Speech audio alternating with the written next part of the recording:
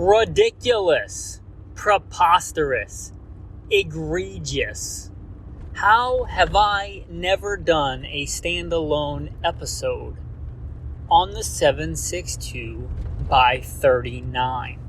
Perhaps the most prolific battlefield cartridge of the 20th century. How? How have I not done that? Well, apparently I haven't, because I went back, somebody asked about it, one of the patrons, and I went back to search for it and thought surely I had done it. And I've done several other episodes talking about 7.62 by 39 versus 5.56 and, 7.62 by 39 versus 30-30 Winchester, which if you want to go listen to those, that's great. I've done ones on the AR versus the AK, but kind of putting the cart before the horse there. So, beep, beep, beep, back it up. Let's do a standalone episode on the 7.62 by 39. Perhaps, and I don't know why I haven't done it, because it's perhaps, in my opinion, one of the best or the best intermediate cartridge, period. End of sentence.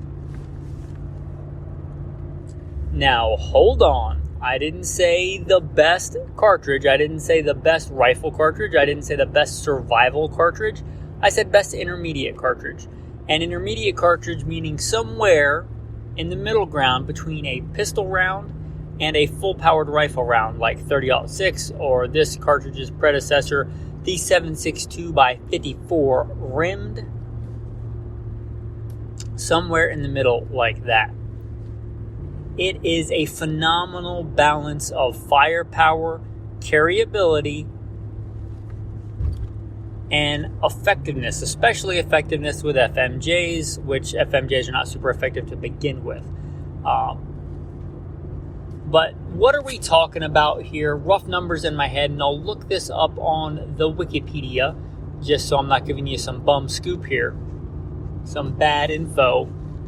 But rough numbers in my head, 123 grains at 2,400 feet a second. That's pretty respectable if you're talking about out of a carbine length barrel, which most of the time you are with this cartridge. Now, per the wiki, it's 123 at 2421, so it's pretty close. I like round numbers in my head. Just makes it easier to remember. But those are pretty respectable velocities. Now, I'm going to have to at some point compare this thing to other rounds, but I'm going to try and stay away from a lot of that because I've already done that in other episodes. But that's a good ballistic performer for an intermediate cartridge. Again, it's certainly much better than a pistol, even better than 10 millimeter, what you would consider a powerhouse. You'd have to start getting up into like 500 Smith & Wesson before it was even. Anyway, it's much more effective than most common pistol rounds. It is not as effective if you're talking about a full-powered rifle round, but for an intermediate cartridge, it's tough to beat. It's a different philosophy than our intermediate cartridge philosophy of super lightweight as compared to what came before it, super high velocity 5.56. It is not out of the ballpark of full-powered rifle rounds, slightly less and slightly less velocity, but it's got quite a bit more bullet mass. It's got I think a sweet spot of bullet mass. It's 123 grains, right? That's a decent bullet weight, I think, for a 30 caliber round. For intermediate cartridges, for let's say, muzzle contact shots out to 300 yards, which is basically what it was designed for. It's a really good balanced intermediate cartridge. It also has some other design features that make it, let's say, desirable for a combat fighting rifle. And that is the fact that it has a pretty distinct taper, much more of a taper than other cartridges. If you think of the antithesis of that would be like a straight wall cartridge where it has no taper. If you look at most military rounds, pretty much any of them, they're going to have some kind of taper. And this makes sense because if you're firing it in military conditions, dirt, sand, grime, mud, blood, urine, whatever, gets in the chamber of that gun, gets sticky. As soon as it breaks loose a little bit, it makes it a lot easier to extract that case. The less taper it has, the more chance that it has to blow out that brass into corrosion or imperfections in the bore. If you think about that taper like a funnel, as soon as you break that seal a little bit, it comes out much easier. And now the AK is not what this round was designed for, but the AK has a rock solid, legendary reliability, and there's a lot that goes into that. A lot more than just this, but talking about the cartridge, the fact that it has such a distinct taper, which also lends to that kind of distinct banana magazine with that very curved feed of the magazine, that dramatic taper on this cartridge, I think, also lends itself to some of the inherent advantages of this cartridge. It's a good intermediate cartridge. That taper, not great for everything. If you're looking at like the most efficient cartridge design, they're actually going away from that for a lot of like modern hunting rounds. It's not the most efficient, but efficient and effective are not always the same. Right, that taper has benefit in battlefield designs. You look at pretty much any battlefield round that I'm aware of, except for the 5.7, which is not a real mass adopted round, but pretty much everything else that I can think of, 5.56, 308, 7.62 by 54, 7.62 by 51, alt 6, 7 Mauser, 8 Mauser, right? They all have a taper for that reason. And this one has a very dramatic taper, so it's like that plus.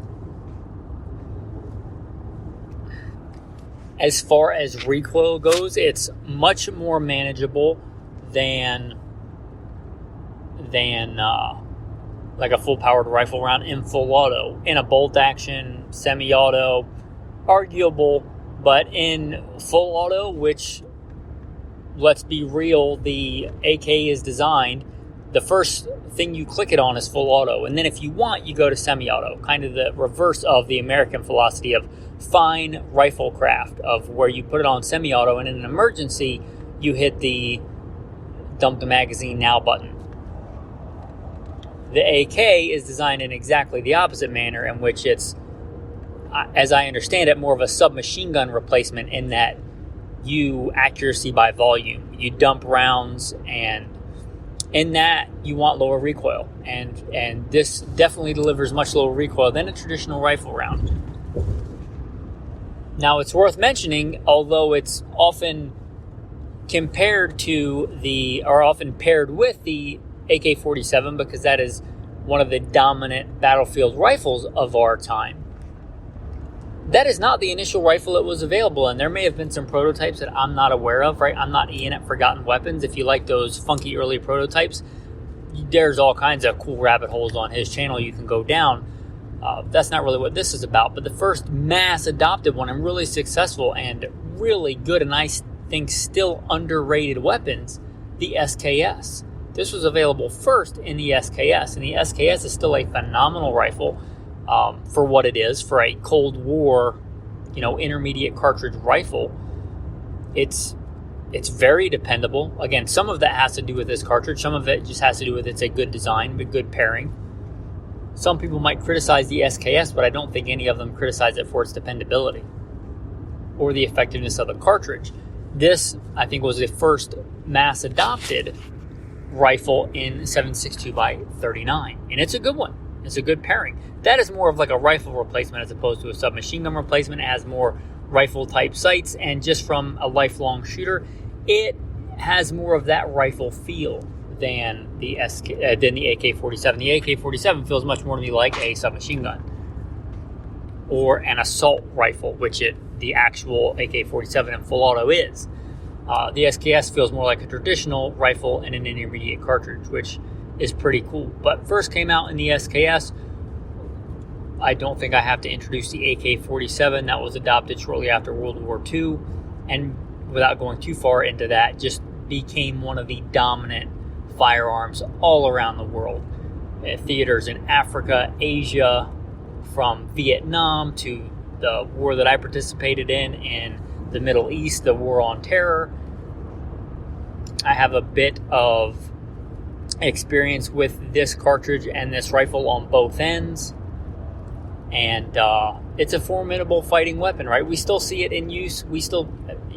I don't know when you're going to listen to this, but assuming the war in Ukraine is still going, and assuming they're still fighting in Israel, Palestine, and many other places we forget about in Africa where there's people being murdered and horrible things going on, and just because CNN doesn't put it on, we kind of put it on the back burner.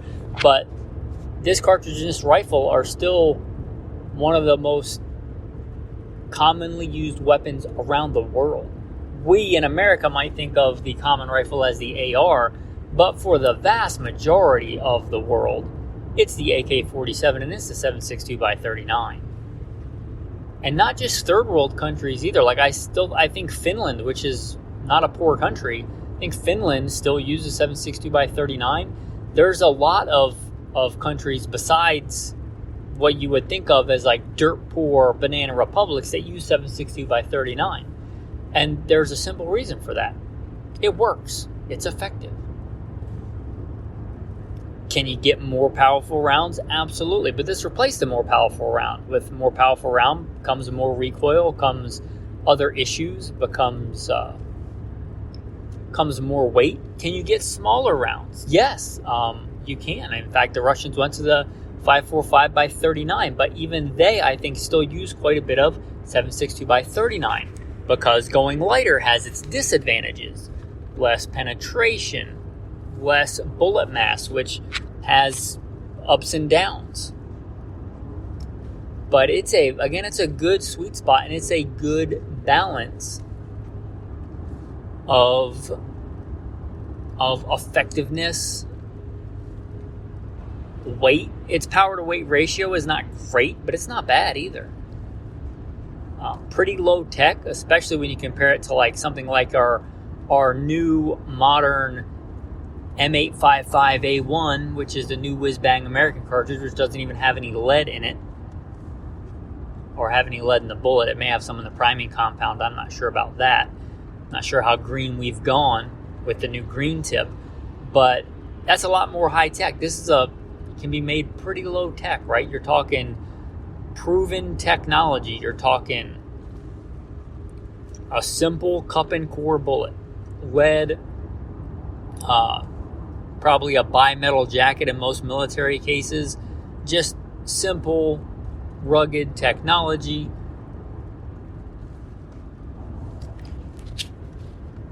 So where does it fit in today in America?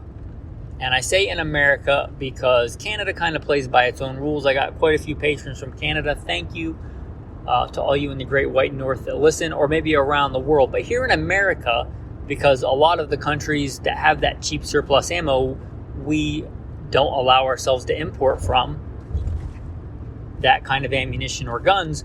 I think, and I'd probably do a whole other episode on like, is the 7.62x39 in America like the 40 cal of the rifle world? Is it past its heyday? But I think the days of giant quantities of good surplus Cold War ammunition are probably behind us. So where does that leave us?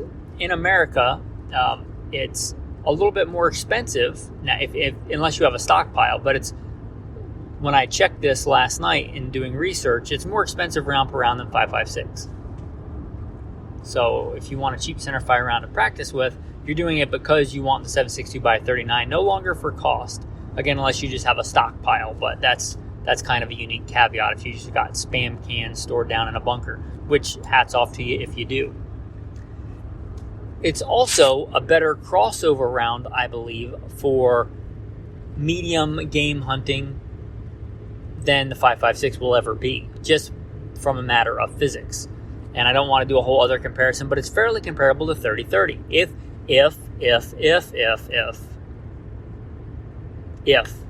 you have the right bullet construction and a good premium quality bullet. I am not advocating that you go out with some cheap garbage Tula full metal jacket round and shoot a deer. I'm not advocating that.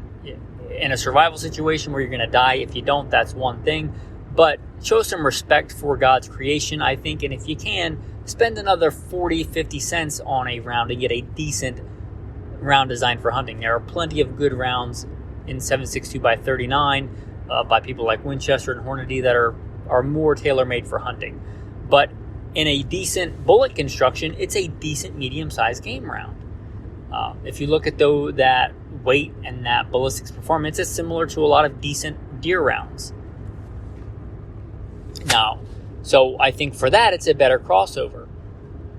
Not as good a crossover as a 308. And that gap on what you can get 308 for and what you can get 7.62 by 39 for is quickly closing. It's not the gap that it once was. And if you're talking about premium quality ammo, like hunting quality ammo, or what I would consider good defensive ammo, not just plinking ammo, because for defense too, like for home defense, I don't want Tula bargain basement ammo in my magazines. Even for truck gun ammo, I want good quality ammo. If it's just going to the range and having fun, that's what I consider that ammo for.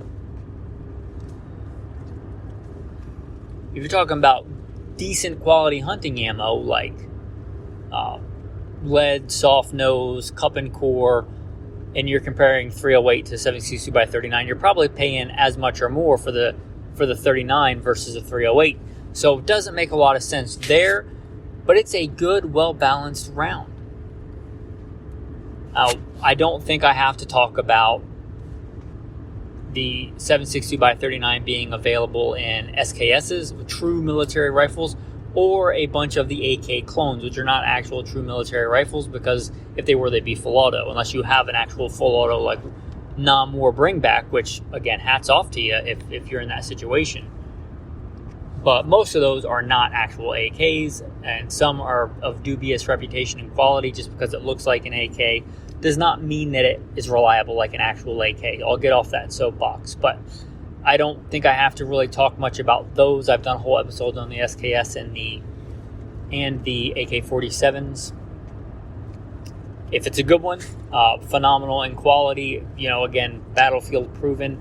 But there are some other really cool options. I'm going to talk mostly to the American market.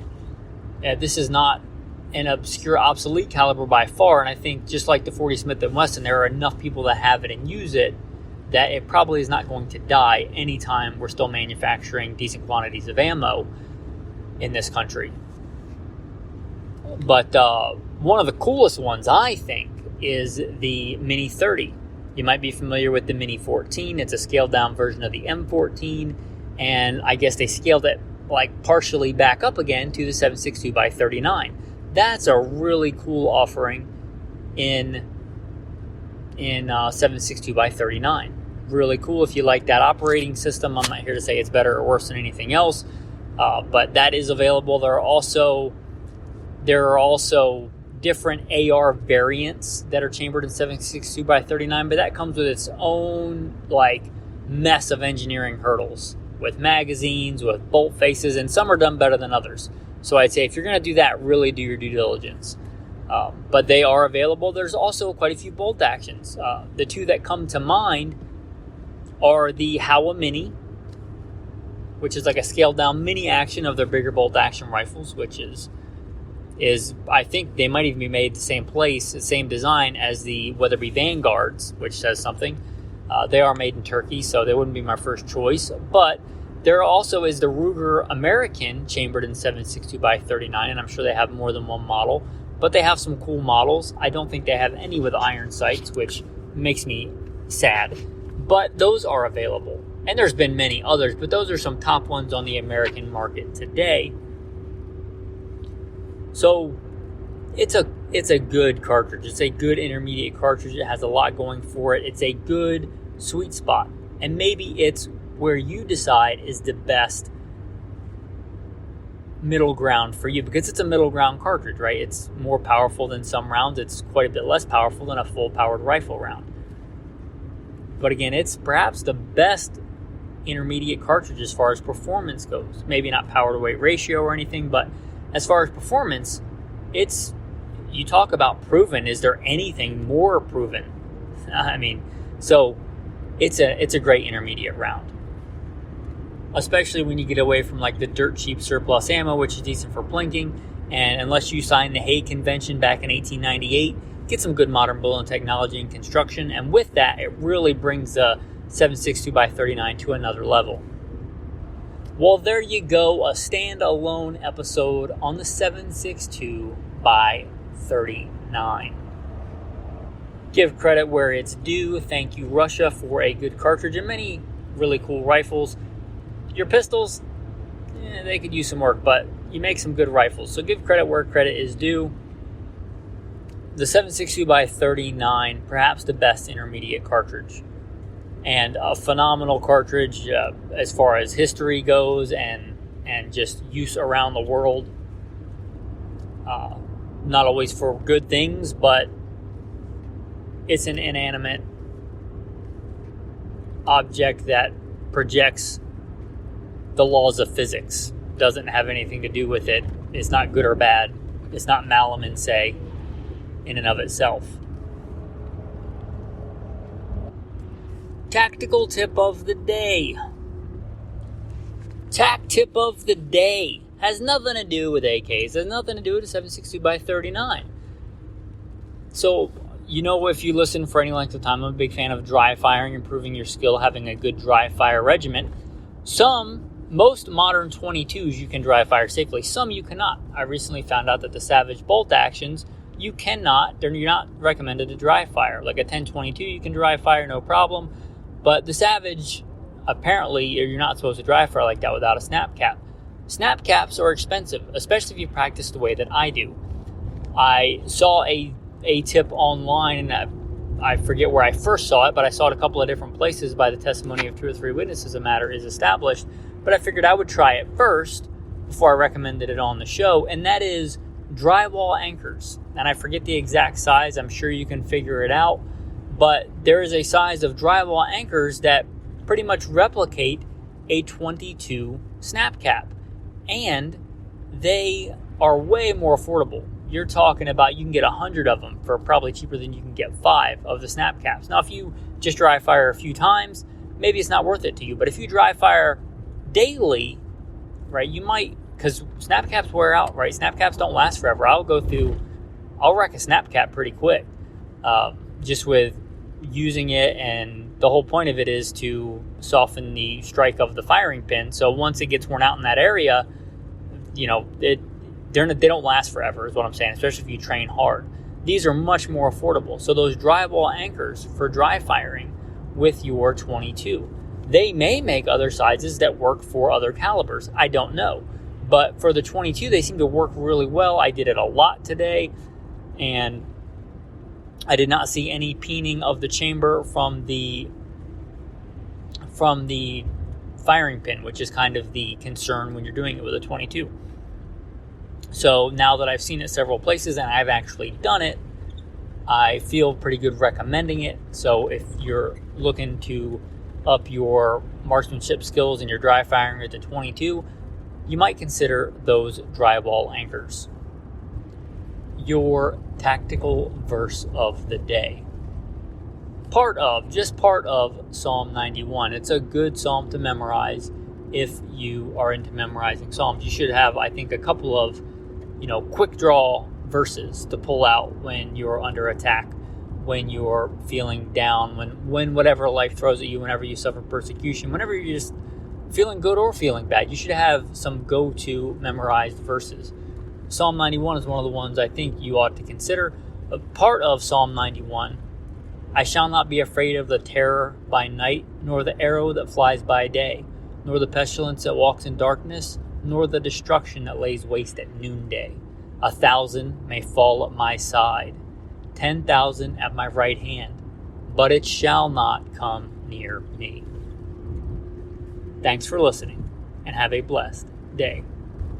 Postscript, I want to put a link in here that will lead you to those other episodes. I combined the AR versus AK and the 7.62 by 39 versus 5.56. I realize many of you may listen on the treadmill or in the car where you don't want to go and search it and look it up and find it. I also have no idea what app you're listening to it on. iTunes, Spotify, Spreaker, Podcatcher. So I'm not going to put in a dozen different ones. That wouldn't be very helpful. I'm going to put in a link to Patreon. Now, calm down. Patreon, most of the stuff on there is for paid members only, but I'll make this a public post. So if you're listening to this the day it comes out, it should be the first thing you come across. And if you listen to later, you may have to scroll through, but it's free content. So there should be a link in the show notes to get you to that other content. Thanks. Have a blessed day.